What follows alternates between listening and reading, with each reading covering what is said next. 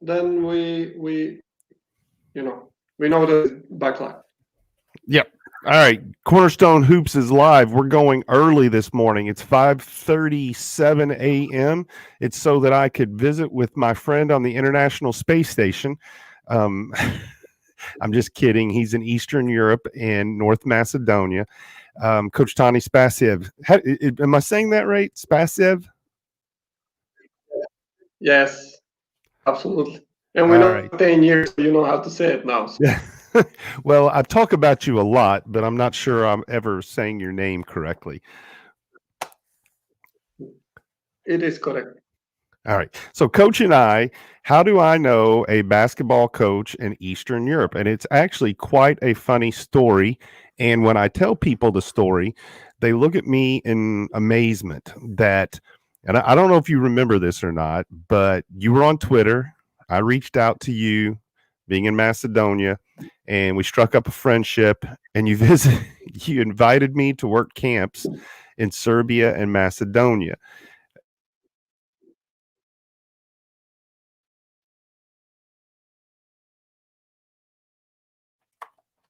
I flew to Yes. Eastern Europe to work these camps.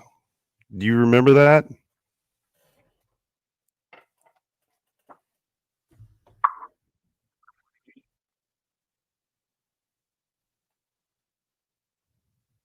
Is everything okay? I cannot hear you, Dallas. Can you hear me? Yeah. Can you hear me? Yeah, now I can hear you, but I lost you when you said that you flew over to the Eastern European. Oh, okay. Yeah. So, do you remember that story? How we met and how I just flew over there without really knowing you?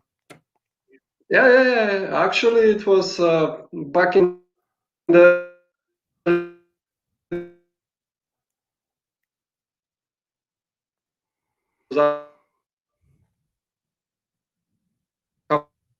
couple of years, if that, and changing basketball experiences. And I for the game of basketball and the love for the youth basketball was there. So we invited you to come to our camps, and we use those camps for development of kids. Those camps were for youth.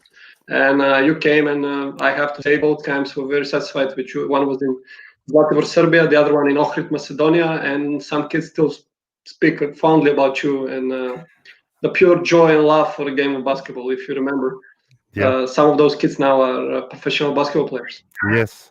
There. Yeah, so it was kind of weird, but it turned out to be a really good experience. Well, that's what some of those. I'm still friends on Facebook with some of those little kids that are not little kids anymore. They're big people. What to NBA? What time is it? NBA?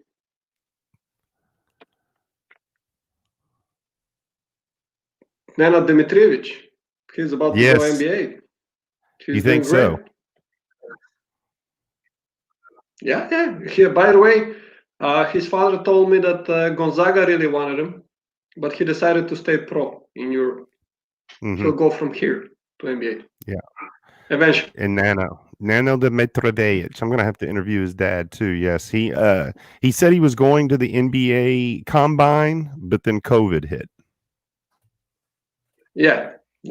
Well, he's talented. As you remember, when he was 12 years of age, me and you were on sidelines and we were saying, "This kid, you know."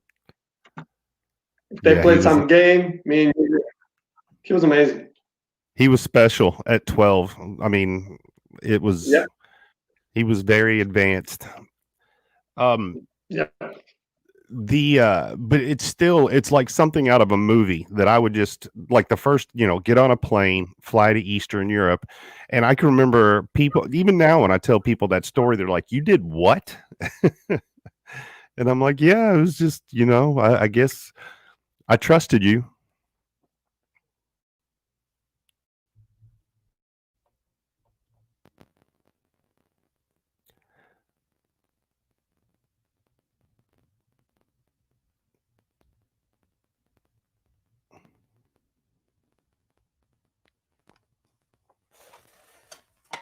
You're locked up. I'm not sure if you're hearing me.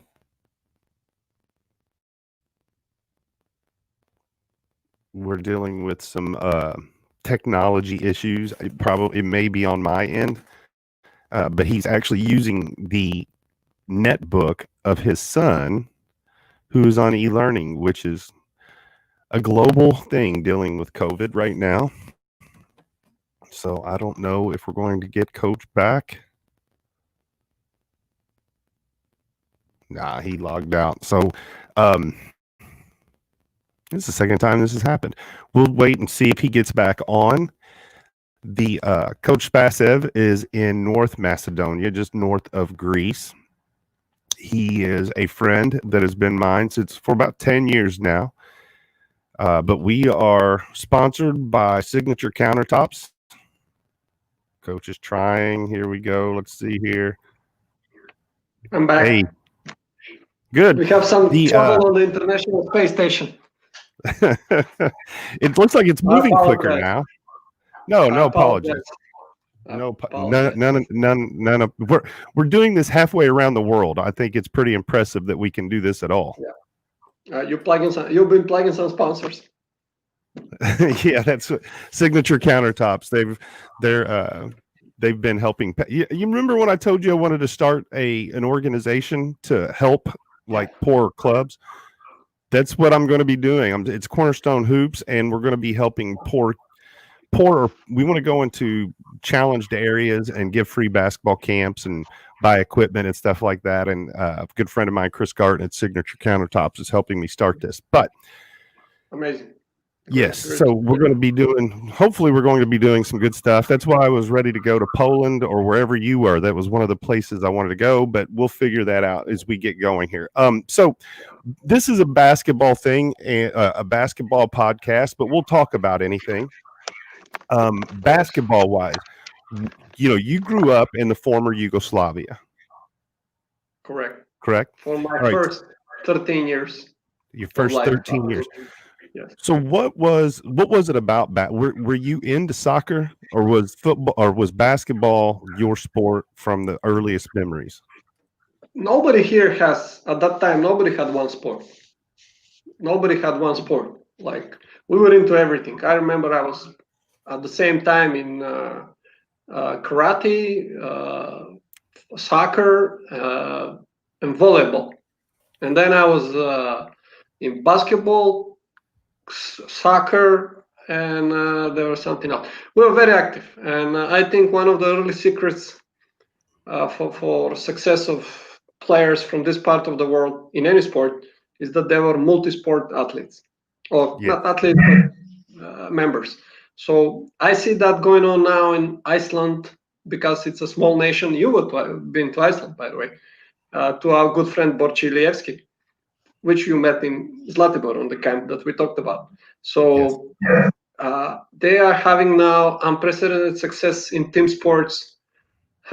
Being a tiny nation of 350,000 people, they are constantly going out to the World Cup of soccer, World Cup or European Cup of basketball, handball.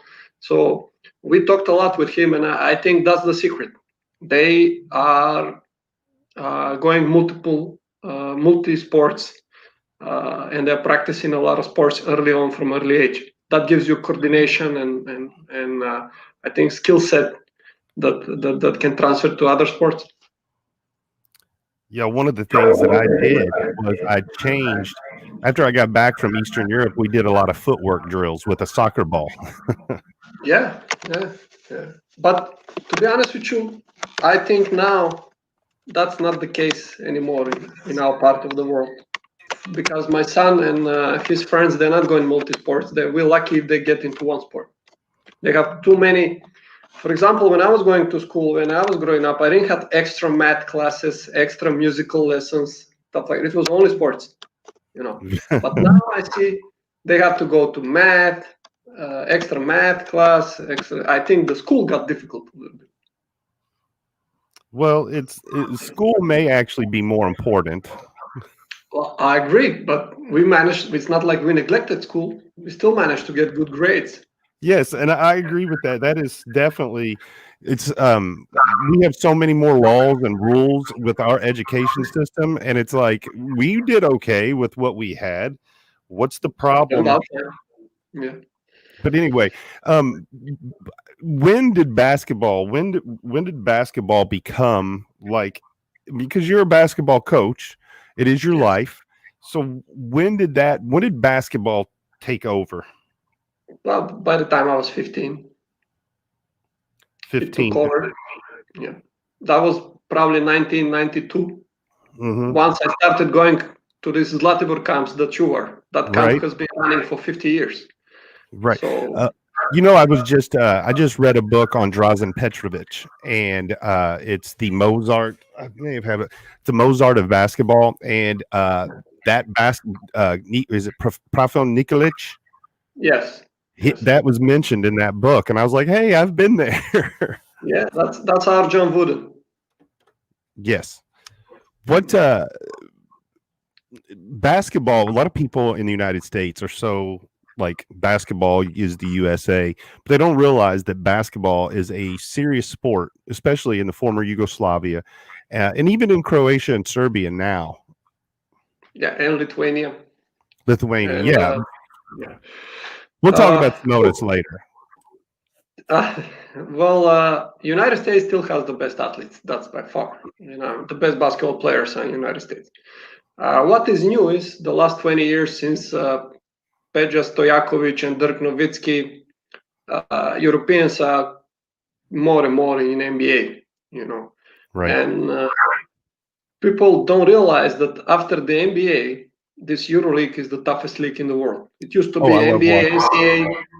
NBA, NCAA, then rolls over to Europe. But now, you have some EuroLeague clubs beating exhibition games NBA teams, and it's a multi-million-dollar budgets in excess of,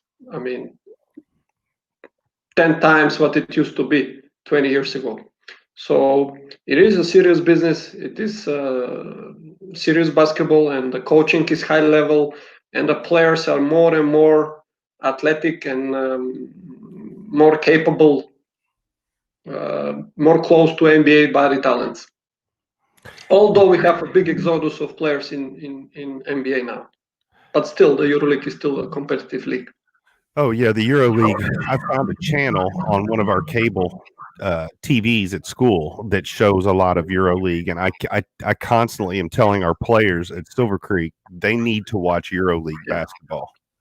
They need, because it's a lot of tactics, and a lot of, I have, as a coach in my career, I had a lot of kids coming from very successful NCAA careers at a high level, and they come and they hit the wall in Europe.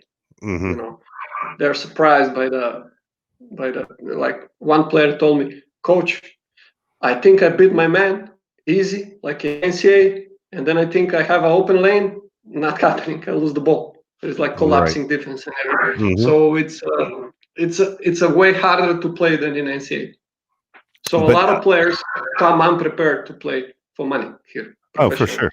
But Yugoslavia, who was like, is basketball, like I said, people in the United States don't realize that Yugoslavia, the Soviet Union, basketball was good, but inside of those places is where basketball was bigger. Lithuania, for example, in the former Soviet Union. In Yugoslavia, it was Croatia, wasn't it? Everywhere. Croatia and Serbia were leading, but then you had Bosnia and Slovenia, and you have Macedonia a little, but we still had a couple of prominent players in that Yugoslav era. Everywhere. But Soviet Union was 200 million people in a huge territory back in the days. Yugoslavia was 20 million. It was not that. It was more compact. So basketball was everywhere. In Croatia, you had Dražen Petrovic, you had Ćosić. In Serbia, you had, later on Divac. Your listeners will remember Vlade Divac. So Dino Raja. Yes, Dino Raja is Croatian. So a lot. Every republic within the federation had a high-level basketball player at one point in time. Was that something that motivated you when you were younger? Oh yeah. When I was 13, I was watching Yugoslav League. It was like on TV. It was a lot of games. Also in 91 and 90, the TV started showing NBA finals. I think the first final I watched was the Lakers and Detroit. So we started watching because of Divac. They started giving the games on TV broadcasting, but yeah, high quality basketball on TV was the driver for us to get outside and start shooting hoops and imagine we're Isaiah Thomas or Dražen Petrovic. That's here in the United States. Probably the NCAA basketball is bigger than the NBA. It depends on where you live. If you live in a city with the NBA is a big deal. But the NCAA tournament, and that was one thing that has that surprised me on my international travels. Is we talk about IU, UK, UCLA, North Carolina. When you go to Eastern Europe or you go somewhere else, it's everybody wearing NBA jerseys and NBA. Yeah, of course, it's NBA is big. But I came to United States driven by NCAA. I fell in love with the NCAA, and for me, that's the purest form of sport. The NCAA type of. Well, and I even think that women's NCAA, that is the purest form of basketball because it's played below the rim. Yes, and that made me study the NCAA. I remember when I finished high school, I studied a lot of NCAA. I watched at that time internet was coming along, 98, 99. So I started watching a lot of games online and stuff like this. Or I mean, that back in the days it was not live, but you can watch it. Download and watch it, and we had to wait like like half a day to download a game, something like this. Then a friend of mine got Indiana, Ohio. Let's go, Ohio State. Let's take that. Let's watch it. Let's exchange. VHS and CD players and stuff like that. So it was fun. But I love NCAA. I love the NCAA. Yeah. So you grew up, you're watching basketball, you're playing. Most people don't realize that the club, it's a club situation in Europe. How did you come into contact? Because you ended up playing college basketball in the United States, Portland, Oregon, or Pacific. Yeah. I played NAIA. I didn't manage to get, because back in those days, I didn't know what SAT or TOEFL were. So I managed to pass the TOEFL, but SAT, I didn't know that if you don't know a question, don't answer it. And I made a mistake by answering and I think for a couple of points I didn't pass the limit for SAT for NCAA, and I ended up going to JUCO in Texas, and then ended up going in NIA in Orient Pacific. And by that time I was 23 years old, so I couldn't go NCAA D1 anyway. What JUCO in Texas? Do you remember? Hill College. Hill College. Hill? Yeah. So what was that like? Had you been to the United States before you did this? No. By the way, for those SAT I took in American Embassy in Macedonia, but for TOEFL I had to go to Sofia in Bulgaria. So I had to go on the bus early on, 5-hour bus ride, and to be on time for that test and come back. So It was a challenge, and I don't think kids today appreciate that kind of hustle to do. No, I agree. To get something that you love, and I loved to have a chance to play in NCAA. So I was studying, although I was like 2 years out of high school, and although there was some subjects were different from SAT, it's not an easy for an international student to take the SAT if he didn't prepare for it. I didn't prepare, and I missed it by 2 points. So, yeah, but TOEFL I was great. What kind of culture shock was that coming from North Macedonia to Texas in a JUCO? Well, first of all, at that time, that was year 2000. Texas was very hot. Couldn't breathe coming out of the airport. That's for sure. Second of all, the coach takes me to a Baylor University football first day of practice, and there is like 10,000 people in the stands. I was like amazed. I didn't know anything about football back then. So I was just looking at the stands. I was like, hey, coach, this is a practice? And then couple of weeks later, we went to the old Dallas Cowboys Stadium, Irving Stadium, and we saw a high school game with 30,000 people. So I was like, "What is this?" you know. Also, practice in United States was kind of different because of the regulations for JUCO. You know there is a short time to prepare, so usually the coaches do like get out there and survive 5-hour practices, 3-hour practices in this desert. So that was a killer early on, but the tactical stuff was not a problem, you know. Right. And we can shoot like those kids from Indiana. We in Europe can shoot a little bit, so that saved me. That saved me. But Well, the then body was not ready for but then so NCAA. you were there for a year or 2 years In United States or JUCO. in the JUCO. And JUCO, I was until January. Then I transferred to NIA. But again, not knowing the rules, I didn't know that I had to sit out. So I went to NIA. I had to sit out. NIA, what I remember, you know, that was a different kind of shock. You know, there, that's a Catholic school and a Christian school. And, you know, it was a different setting than this public JUCO. Yeah. Yeah, so a little bit, but you know, in my life, I appreciate everything that happens to me. So I appreciate what happened to me in JUCO, and I appreciate what happened in AIA. You know, it opened my eyes to a lot of different stuff in my, you know, outside basketball. You know, Definitely.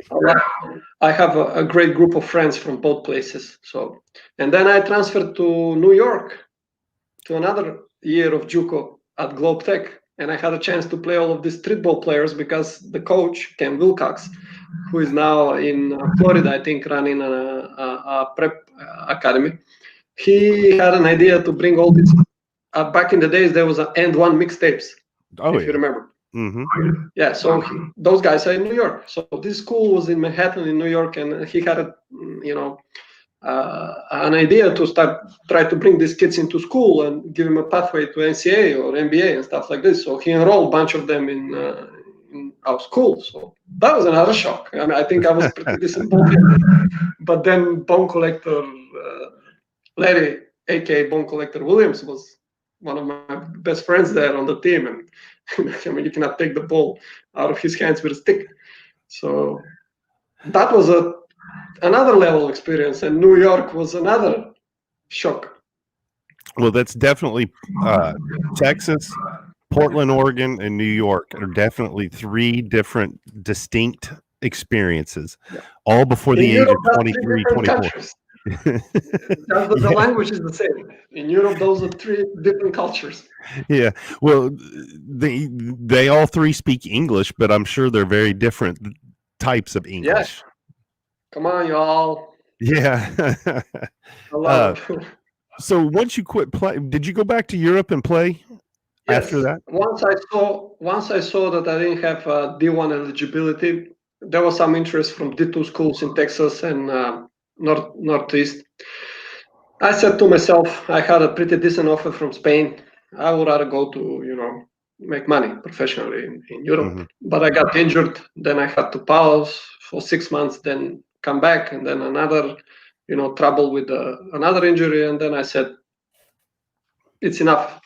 I went into a business, and after 2 years of being CEO of a couple of companies, I missed basketball so much that I opened my own academy in 2008.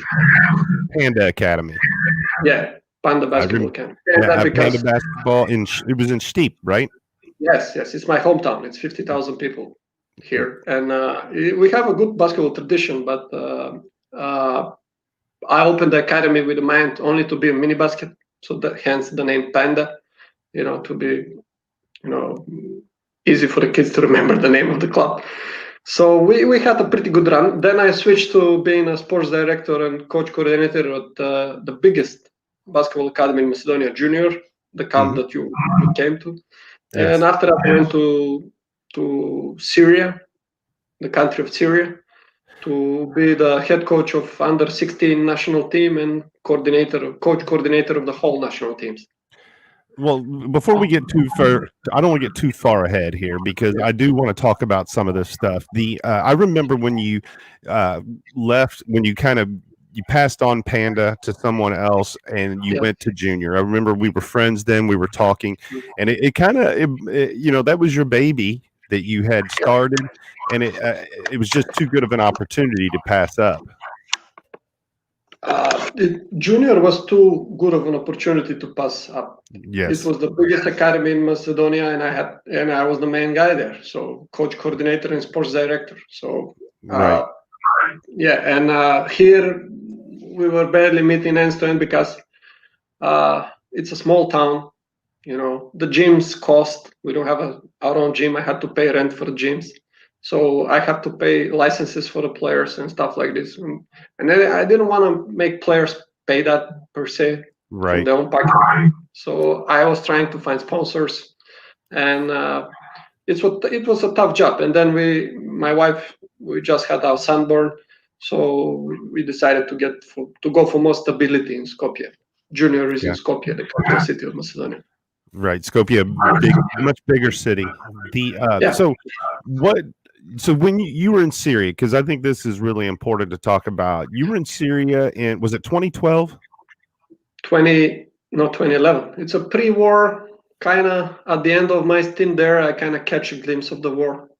Right, and that's what I can remember us talking during that time, Yeah. and things were starting to occur on on the border, and Yeah. but you would always say that the Damascus, that's where you were, correct? Damascus, everything was Yes. fine. You wouldn't know anything was going on. No, we were drinking coffee. People don't know Damascus.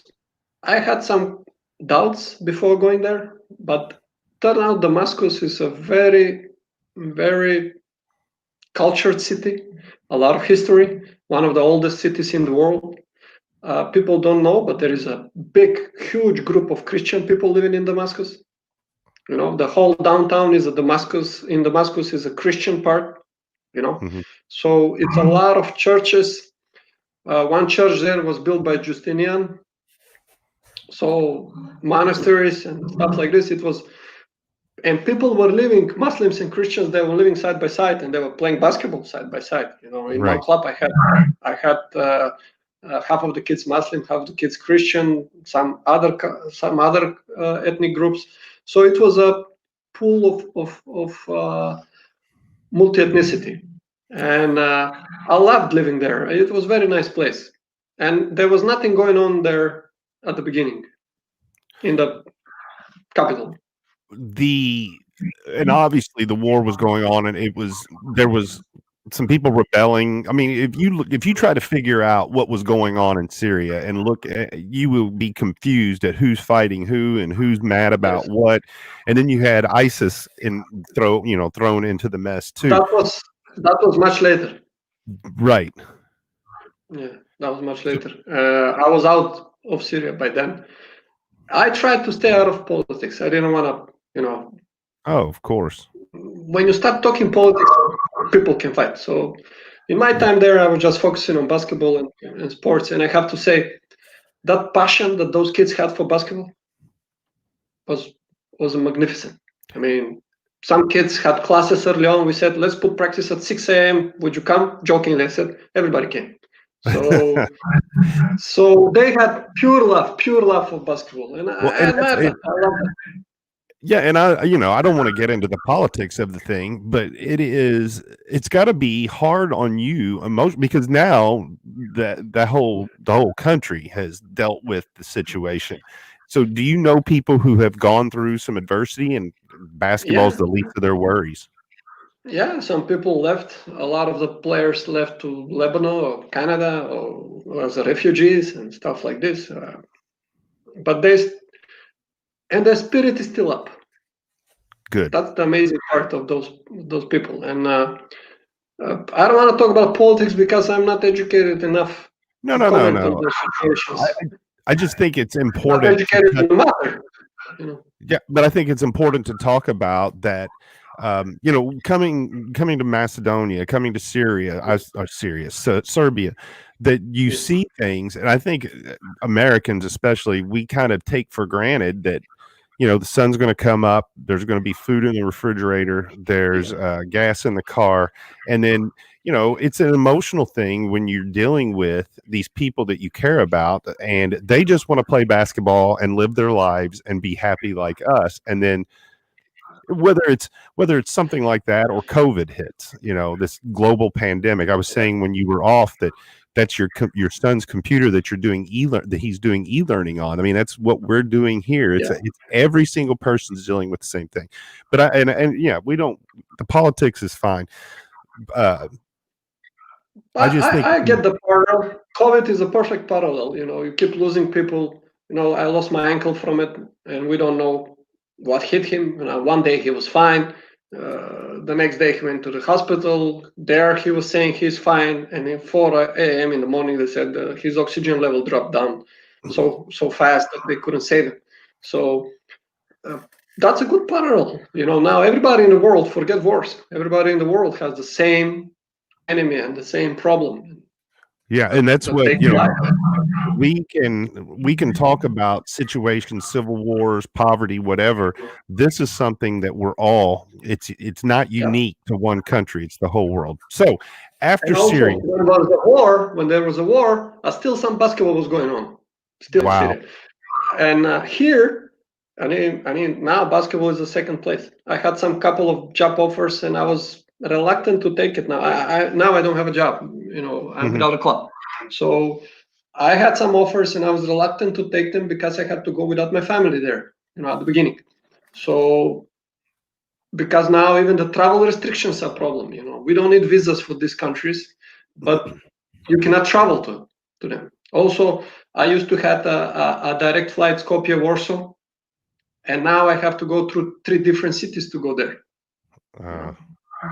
So sports now it's on a big pause, I think, and clubs in Europe are trying to survive the year and and try to figure out day by day how they play. So after Syria, where did you go? I went to Turkey. I was the assistant coach of one of the biggest clubs there, Turk Telekom, in the capital of Turkey, Ankara. So that was my jump to a senior level of basketball. Up until Syria, I was coaching kids, youth basketball. Okay. So Turk Telekom was my job to jump to the club level, and since then, I've been only, and also after Syria, after Turkey, I went to Ukraine, and then I went to Poland as a under 20 head coach. But under 20, I don't consider a youth basketball. So right, I agree. After Syria, I was youth basketball coach. So in Syria and Turkey, how much Arabic did you learn? Turkey is not Arabic language; it's Turkish language. Macedonia was 500 years part of the Turkish Empire, so we have a lot of Turkish words in our language, so it was easy to know. But Arabic, I picked up a lot of basketball terms. I picked up everywhere. So basketball terms I picked up in Arabic, everything almost, and I know how to order food in the restaurants. So no, I mean you pick it up easy if you want to. Yeah, for sure, and that's what I tell people. Turkey, my son and my wife first time joined me. They were not in Syria, so my son even pick up first couple of months. He pick up some basic, communication. And I think that's what's pretty cool about Europe and even that little area of Southwest Asia. These are all, they're not too far apart. You can visit them, but there's different cultures, different languages. Whereas in the United States, we travel the same distance. It's the same kind of culture. So your son is able to pick up a few things from different places, even Poland. How long were you in Poland? My first stint, I was 2 years. And my son started kindergarten there, and then he learned Polish. I mean, without an accent and everything, so he was pretty good at it. Then we transferred to Russia, so he learned Russian, and he went to Russian school. And So he speaks Polish, Russian, English, Macedonian, and English he picked up. I think in England, in Poland, he picked up English as well because he was talking English to some players and to some friends of ours. So now he's an A+ student in English. Wow. Yeah. So that's as if you were in the United States, you can move from Orlando to Texas. It's same culture and same language, as you say, Right. a little bit different accent and stuff like this. But here, we moved 200 kilometers or 200 miles, and it's another different Right. country, sets of rules. What are some things that, because so you've been in the United States, you've been in North Macedonia, you've been in Serbia working camps for years. Excuse me. You've been in Syria, Turkey, Ukraine, Poland. Yeah, Ukraine, Poland, Russia. What are some common things that you have noticed either about the culture or basketball? Some common things that we all get or do. Basketball is the most common thing between everything. As I said, the kids in Syria had a pure love and joy for the game of basketball. Kids in Poland also cultured, they want to practice, they're professional. So basketball is a pretty much constant everywhere. You want to practice, you want to win. You want to enjoy while you're winning or while you're playing. So it's constant. The joy of basketball and the love for basketball is constant everywhere throughout these countries. Life, same thing. People want to have stability, they want to have food on the table, and they have health for their family members. So from place to place is differs only the I would say the stability of the country, like a political system. That's what makes them apart. People are same everywhere. Russia, United States, Poland, they just want well-being.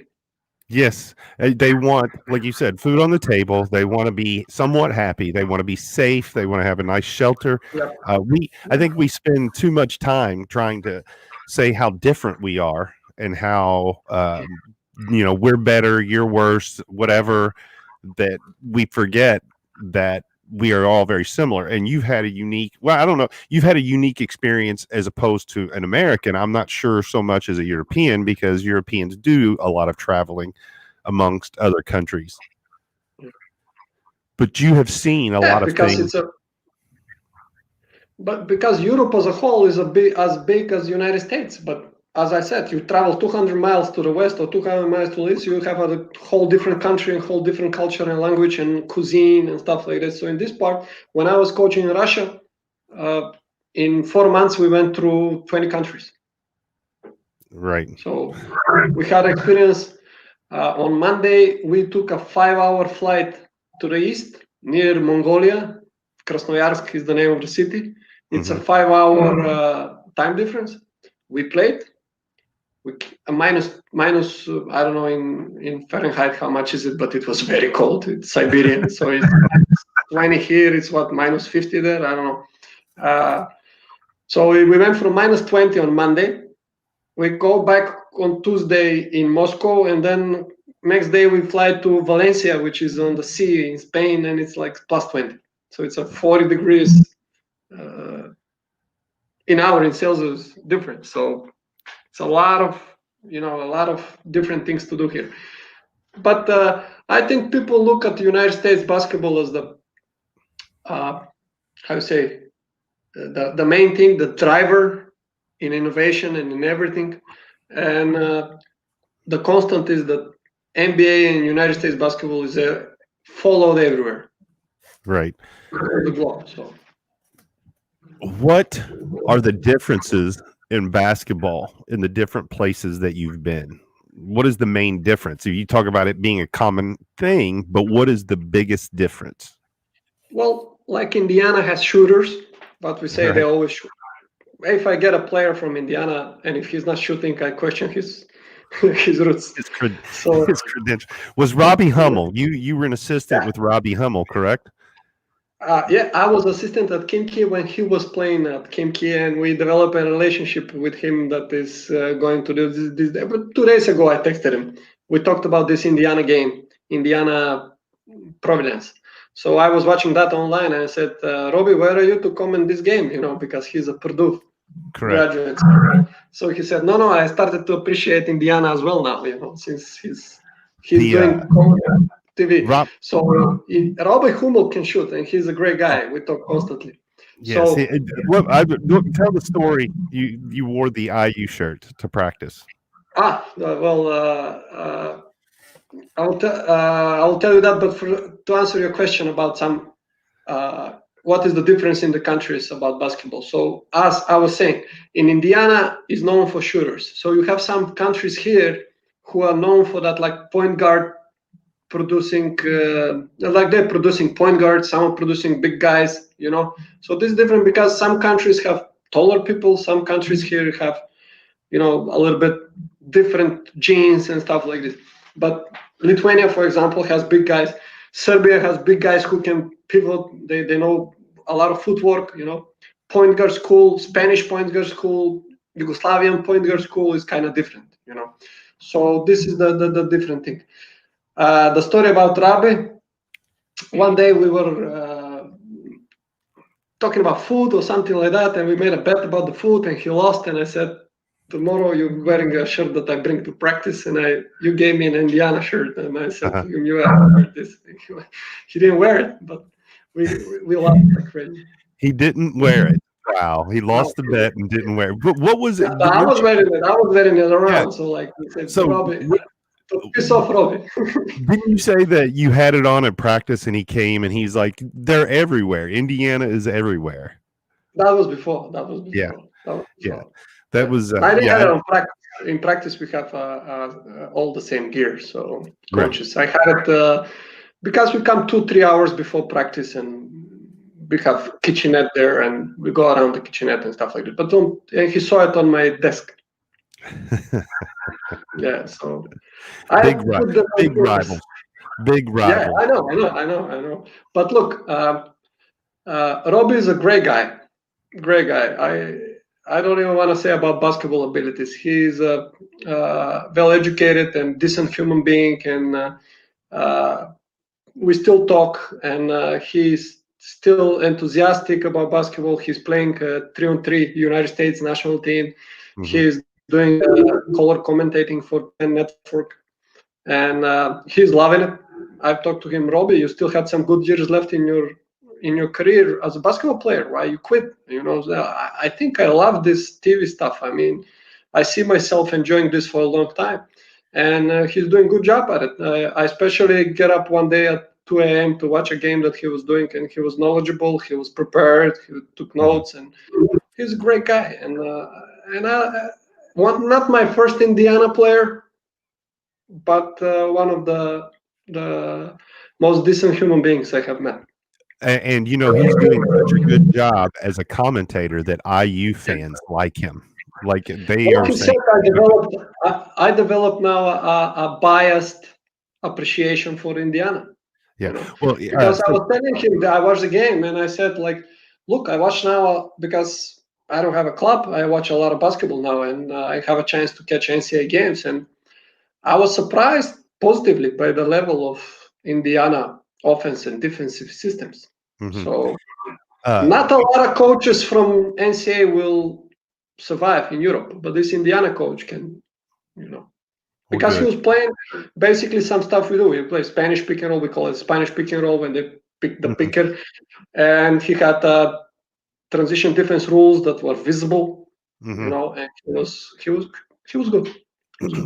We actually have a kid at Silver Creek where I'm coaching now that's going to Purdue. He's committed, signed, and is going to be playing where Robbie Hummel played. But I was always a fan of his as a player, and like you said, you could just tell he was a good guy. Yeah.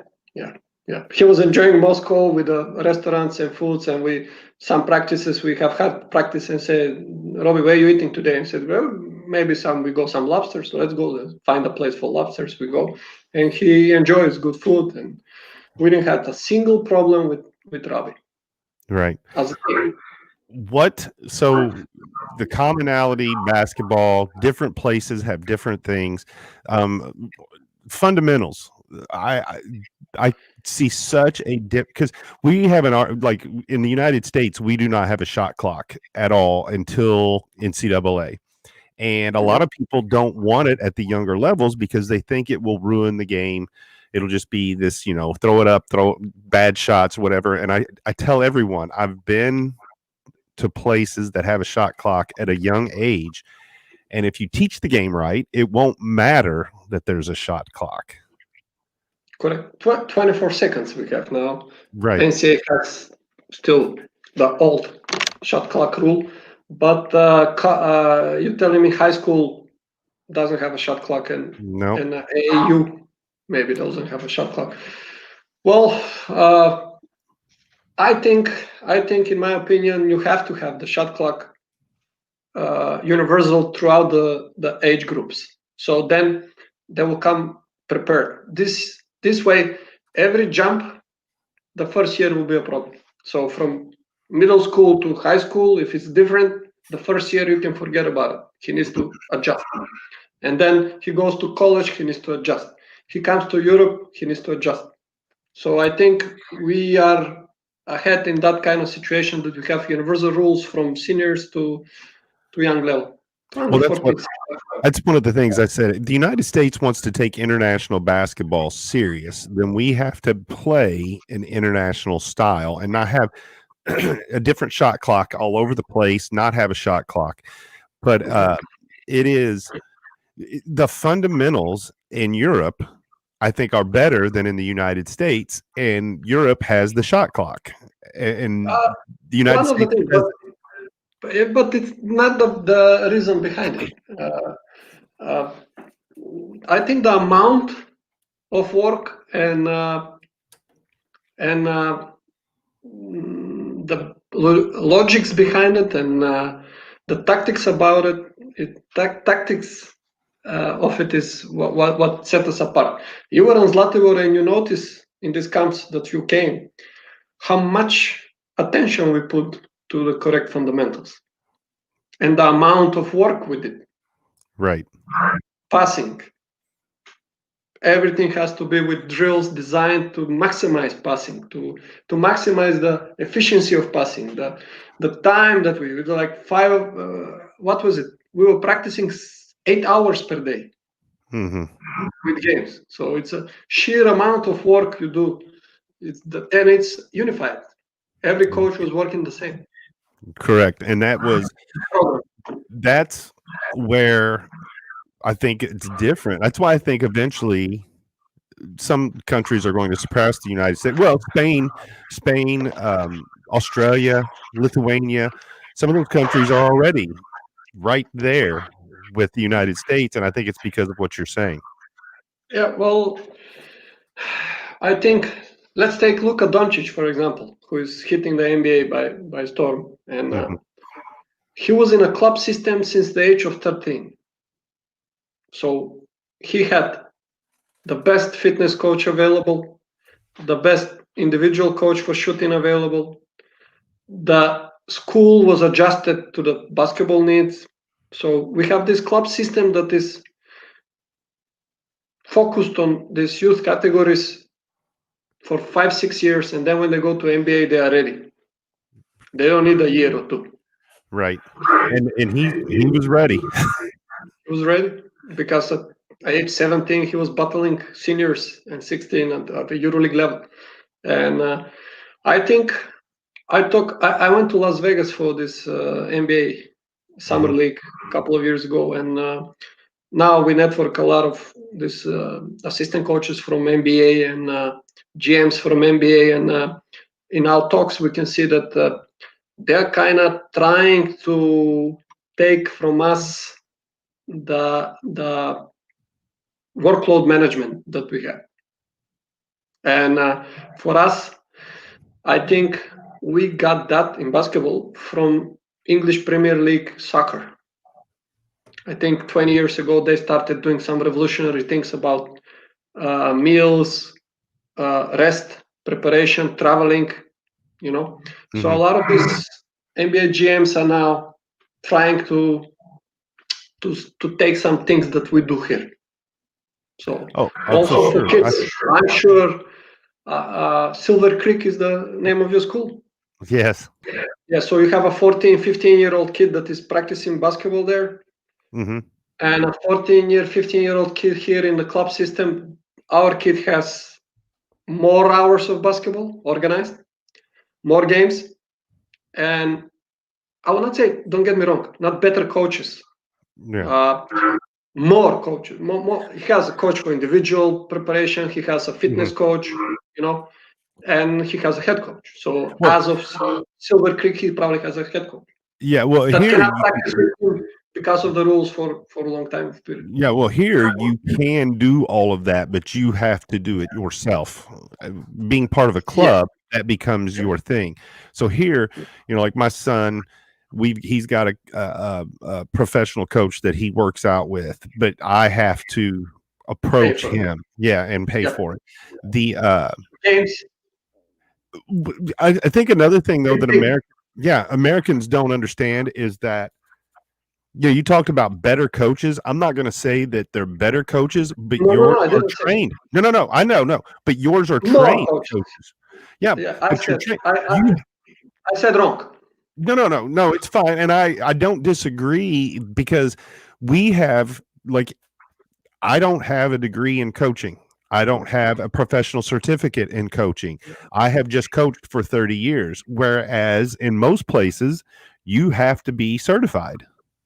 Of course, we have certificate. I have FIBA license here, but not to get my colleagues in the United States that are watching this think of me that I'm obnoxious or something like this. I misspoken. I was trying to say better coaching because of more coaches. So I apologize if that came No, out wrong. and So better coaching, I mean, they have fitness coach, they have yes. physio, massagist, they have strength and conditioning coach, they have a shooting coach. So when I said better coaching, is It's maybe I should more. paraphrase it, more coaching. Right. But I'm going to say that I am an American. I'm not saying you said it. I'm saying it that the coaches at every level in Europe are certified coaches. They've had to take classes and tests. Whereas Yes. here, I can say, oh, I played. Here, I'm going to coach. And a lot of times that doesn't. Well, it doesn't add. Even if you have all the degrees in the world, you can still not say one is a better coach. From my years in coaching, I came to a conclusion that those are finesses. The most important thing is the right place in the right situation, and then the coach is judged by that. And constant success is a rare thing. That's why you have Shishevsky, you have these guys that those like 1%. So right here we have Željko Obradović and stuff like this. Those coaches go and win wherever they go. So for all of other coaches, this includes me. I'm not egoistic coach, so this includes even me. For all of us, it's a just be yourself. And I always say for me, know what you know. Don't try to do something that you don't know. right And I said to one of my colleagues in the United States, he said, well, I do this way and this, maybe I should have said, no. I do this the way I think, and the consequences are mine. But I'm not saying it's the best thing. 2 + 2 is 4, 3 + 1 is 4. So I'm doing this my way. If it burns me, I'm going to learn from it and I'm going to improve, or I will not improve. And I judge coaches by that, how they constantly improve. So I cannot say I truly misspoke. So I was not thinking of for me, you just have to have the love of coaching and to have professional approach to everything. And you have to know that these kids have dreams. And really good players. Really good players make you a better coach. Of course. But I'm saying for the level of high school, for example, there in your place, all of these kids have dreams. And who are you to crush their dreams? So if you do the best you can, and they see the pure passion and the pure wish to help them be better by doing the things you say that you know, and you believe in those things, they respect that. Even if the end of the days, like my first coach, I'm forever grateful for him, and I love him because he put this love for basketball. But he didn't know pick and roll coverages, defenses, and and he didn't. And he said to me one time, I keep talking like pick and roll. You draw up in English. He said, "What you say?" I said, "Draw." How is this in Macedonian? I said, I don't know the term. I said, I don't want to know the English one. So he doesn't try to learn what he doesn't want to know. So the joy and the pure wish to play basketball is what kept him into the coaching youth level. So I respect that. And that for me is the best coach. Yes, well, even a coach who may not know a lot, because my son has played for a couple of coaches that don't know a lot about basketball, but they loved kids and they loved the game, and that was probably some of their better coaches. That's what I'm saying. That's what I'm saying. So we come to that. We were talking about what the, for example, Silver Creek high school player has a disadvantage and what has advantage.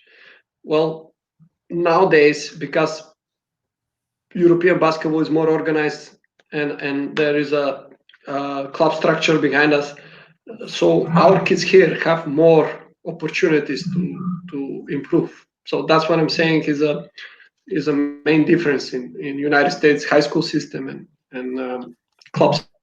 Right, and that's what it is here. Yeah, so, but you have the freedom here to do that or not do that, and you can move from place to place. But yeah, it's just very different. I don't think a lot of people understand that here in the States. Yeah. For example, if I coach, how long the kids there have practice per day? How about 2 hours in Silver Creek? For how many hours per day they about 2.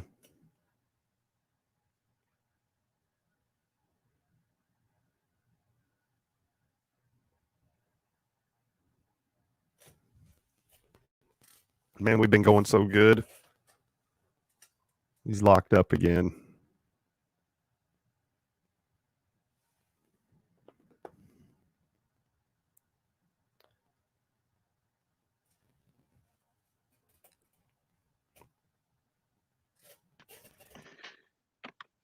Hey, you back? Yeah, about 2 hours a day. Can you hear me? Can you hear me now? Yes, I can hear you. Can you hear me now? Yeah, I hear you now. About 2 hours a day. Well, here he can have up to 3, but as we said, weight room and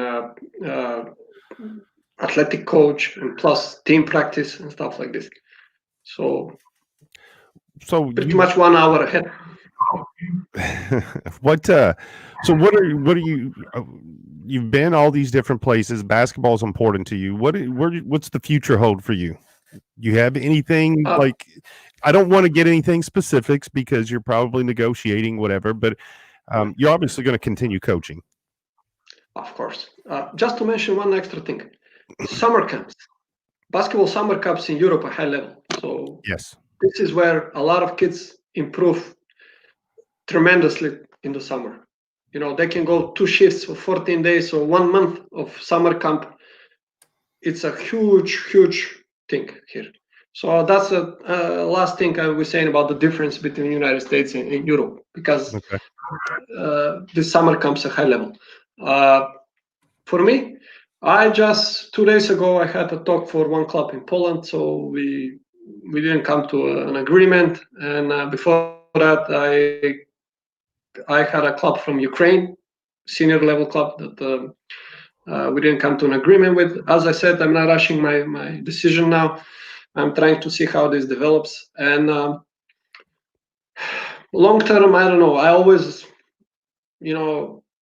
as I said, I'm a fan of United States basketball. So eventually I will try to maybe move to United States for, NBA, NCAA or whatever. So right. In a long term, that's my goal. So we'll see how things go. But as of now, Poland is my home market. A lot of teams called from there, and also Ukraine. I left a good name there, so they want me as well. I was assistant to one of the most respected head coaches of Europe, Duško Ivanović. So even as an assistant, I have a good name. So I think I just wait for this COVID craze to finish. I hope we manage to avoid it with health intact, and we'll see. Well, I can't thank you enough for coming on here. It's getting to we've been on here for about an hour, and I've got to get ready to go to school. Yeah. But You still didn't tell me if somebody watched us live. Nobody watched us live. You there's cannot been a tell if couple somebody's. people. There've been a couple people. Yeah, there's one right now that's watching, but there In the have United been States? about 2 or 3 people at a time because it's on Facebook. So people are getting up in the morning and checking it out and looking through there, probably listening to your funny accent. Yeah, but I need to buy a big cup of coffee for those guys. 6 o'clock in the morning. Whew. That's what I was so excited. I couldn't sleep last night because we haven't talked in so long. We little comment here or there, but Yeah. no, I want to know. But never an excuse. And one thing that this COVID taught me, you don't forget people. So you have to find a time to talk. But it's hard with moving. When I'm in the last 3 years, I'm without my family. I was in Poland because my son started going to school here. So every free time I have, I use it to FaceTime them, and so still not excuse to catch up with old friends, especially when we enjoy this. If you're not going to school, we will continue for 1 hour. Oh, we could talk all day, probably. I'm trying to think of, like, I still have pictures. I have pictures up in my room from my time with you, and there's a picture of you up in my room, and I have the country because I've been now to like 13 different countries. I've been on 6 continents, and it is. I tell a lot of the stories in class still today. When American kids don't understand that a person in the world may make $5 a day, and I tell the story about the restaurant where I tipped the guy. And do you remember that story? Yeah. When we went for pizzas. Yes, and that guy was just, I tell them that you say that guy probably still at the door wondering if the American's coming back or not. Yeah, but it's not that bad. It's not $5 per day. I think it's making more, but you made a generous tip. So probably the waitresses and waitress in Indiana are happy when they see you. So as well. My thing is, I wonder if there's a pizza at that place named after me or after the American pizza or something. Because we had culture mystery pizza. You translated for me and kind of changed how their pizza was so that it was more American. I remember that. Yeah, I remember they made a special for you. Yeah, because we put a lot of we put mushrooms on our pizza usually. And you just take a plain New York pizza. So we changed it a little bit. It was not on the menu, but they changed it. It was fantastic. Back at that time, you were at Henryville, correct? Yes. Yeah. So you gave a couple of shirts, and I think it was like 6 years after that. I saw one kid on a camp with a Henryville school shirt. I said, "Come on, 6 years." I was like. So the kids loved you there. The kids loved you. I will say that, and I don't know because we had some technological issues at the beginning. Some of those little kids are now big kids, and like I don't recognize them. I don't on Facebook. They'll post something, and I'm like, I know that's probably a kid that I saw at one of those camps, but I don't know who they are. You know what I love? I love that some of them are not even in basketball anymore. And one of them has a company for how you say this heating pipes, something like this. And him and his father are successful in that business. And they come across my father in a city that is like 300 miles from here. My father doesn't live here. And he said, "I'm the father of Tane Spasev," and said, "that was my coach," and stuff like this. And they went to the talking and stuff like this. And my father said, "You know what? The kid doesn't drink. He's still polite, and he's still in shape." And said that basketball, that's what's important. The basketball put discipline in his life for later on to still be a decent human being, and to take care of his health and to be polite and stuff like this. So that's what I love when I see these kids from the camps that me and you were. Not everybody's a basketball player. It's like 1,000 kids there. Right. So, but that made them benefited them in a different way. Yeah, that was the first international experience that I had, and I will never forget that how nice and accommodating and everybody. I will say I thought the Serbs were a little bit nicer than the Macedonians, but the Macedonians were unbelievably nice, hospitable. It was I tell the story too when we drove through Kosovo and going through the border, and I can tell you that when we went from Serbia into Kosovo was one of the most scared times that I've ever experienced for two reasons. One, you said at the time that you know like about Kosovo, and two, I was ignorant. I didn't realize what was going on at the time, but I can remember, and I mean I've been in some places, and but that was one moment where I was just like but it's not, your fear was not founded in, you know, it was not realistically a problem. I didn't say about Kosovo per se. I said, if you remember, we'd make a wrong turn, and we wanted to go from the Serbian border of Kosovo through the Kosovo. The problem was the border. I was not sure if we can manage the border. So not because Kosovo is this. No. By that time, there were pretty good relations, Serbia and Kosovo and Macedonia, but the border may be an issue because that border is not a usual border that we go. You know? Gotcha. So Pristina was, I can remember we came, like, I'm sure it's way more developed now, but we kind of took a back road into the city. It was so like, and people don't realize Kosovo was in the middle of that whole war type thing, and it was only about 10 to 12 years later that I was there, so they were still developing. But anyway, it was my lack of understanding, but man, I tell a lot of the stories from that.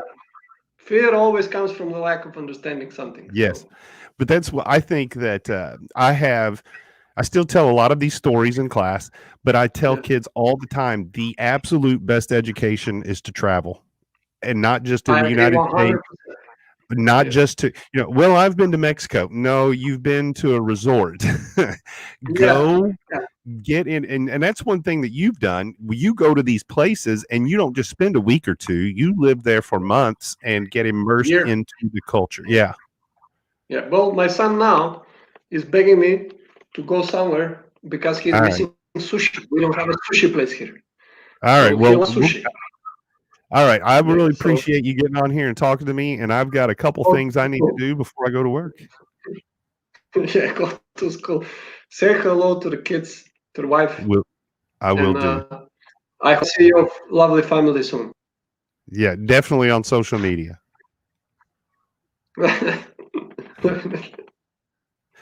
Thanks, Coach.